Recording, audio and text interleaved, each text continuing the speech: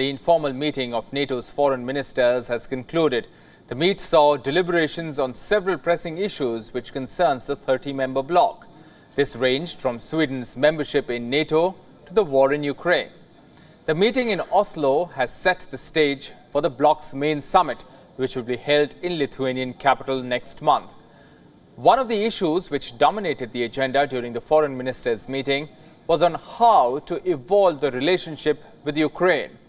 Kyiv for long has been insisting on getting the membership of the bloc.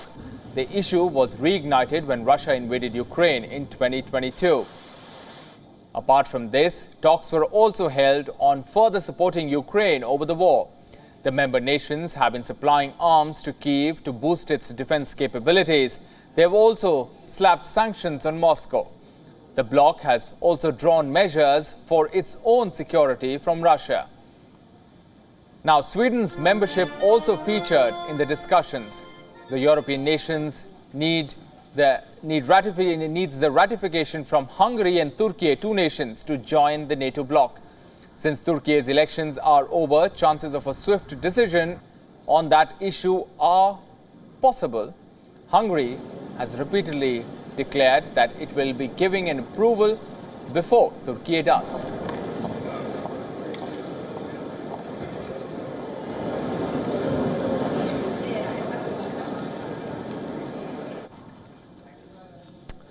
And NATO chief Jens Stoltenberg spoke exclusively to WION's principal diplomatic correspondent Sidhant Sibal on the sidelines of the two-day informal NATO foreign ministers meet that took place in Oslo recently.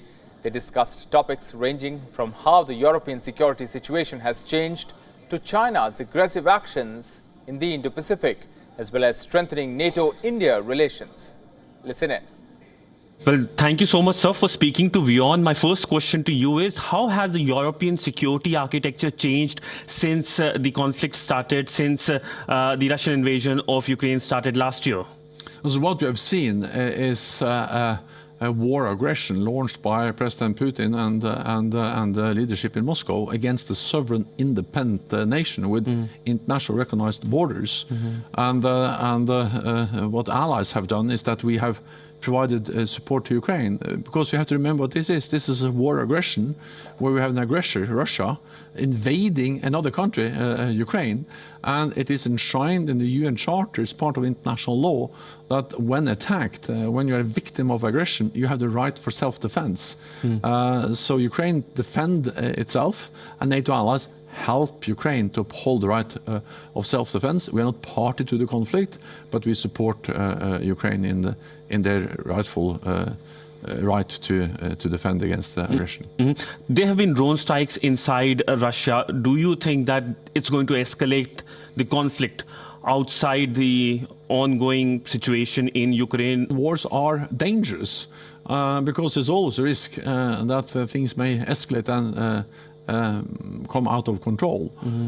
Therefore, NATO's task is partly to provide support to Ukraine, as we do, to help them defend themselves, but also to prevent this war from escalating beyond Ukraine and to become a full-fledged war between NATO and Russia. And to do that, we have increased our military presence in the eastern part of the alliance. We are an defensive alliance, but by having forces in the eastern part of NATO, we are sending a message to Moscow. We are removing any room for miscalculation, misunderstanding in Moscow about our readiness to protect and defend all allies. And by sending that message, we are preventing escalation. We are preserving peace. The war in Ukraine is a tragedy.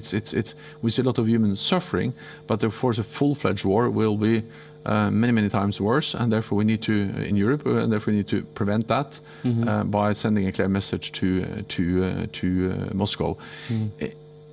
Of course, it is dangerous when we have a full-fledged war in Europe. It was President Putin that started this war, and President Putin can end this war, and that's the best way to prevent any risk for escalation or for more human suffering. While European capitals are very worried about the conflict, there are concerns in the Indo-Pacific as well. The Chinese aggressive actions in the region has been a concerning development for countries like India, for Japan. How does NATO sees that the ongoing Chinese aggressive actions, but also its actions towards India in India's northern borders? So we are concerned about China's more coercive behavior and the way they try to coerce neighbors and to threaten neighbors. We have seen it in the South China Sea, we have seen it in the Indian Ocean. And of course this highlights that security is global. NATO will remain a regional alliance of North America and Europe, but what happens in the Indian Ocean or in the South China Sea also matters for our security, as it matters, of course, for the countries in the region. And therefore, we are working more closely with our close partners, the Indo-Pacific partners, Japan, South Korea, Australia, New Zealand. And I think it is a potential for also NATO and India to work more closely together. But of course, that has to also be something that is wanted from India, but on maritime security, on cyber, on the effects of climate change on our security. These are issues where I think there is a potential for actually doing more together. So you mentioned about India and the NATO. There have been conversations in the past between the two sides. What are these conversations all about? And can we see some kind of future cooperation as well between India and NATO? What kind of, indications you have got from New Delhi? So NATO is the alliance of North America and Europe, but we have global partners in Latin America, in Africa, in Asia, in the Pacific, because we want to work together with partners, mutual interest to stay more closer together, especially in a world when we see that authoritarian regimes, China and Russia, are coming closer and closer. Just before the invasion of Ukraine, China and Russia signed a declaration saying that their partnership has no limits. And we see how Russia and China have more naval patrols, more air patrols. They had just had a big joint naval exercise off the coast of Africa, so not so far from the Indian Sea, actually. This matters for NATO, it matters for India, it matters for countries in many places in the world, and therefore we see value in strengthening our ties, our relationship with other democratic nations. India is the biggest democracy in the world.